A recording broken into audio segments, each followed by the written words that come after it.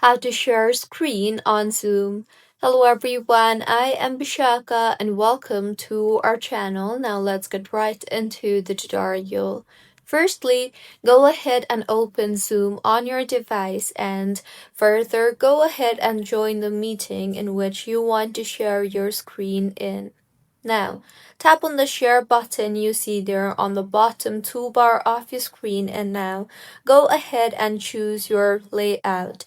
That is, you can choose either you want the content only layout or as background or over the shoulder or side by side. You can also go ahead and choose the sound of your recording, or you can also optimize for video sharing, or you can share Zoom windows. So simply tap on the check boxes depending on your preference, and finally tap on the share option you see there, and with this your screen will be shared. You can then go ahead and tap on the stop sharing option you see there in the red color whenever you want to stop sharing your screen.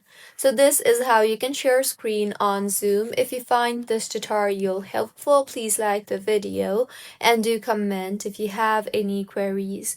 Also do subscribe to our channel for more helpful tutorials like this. See you on the next one.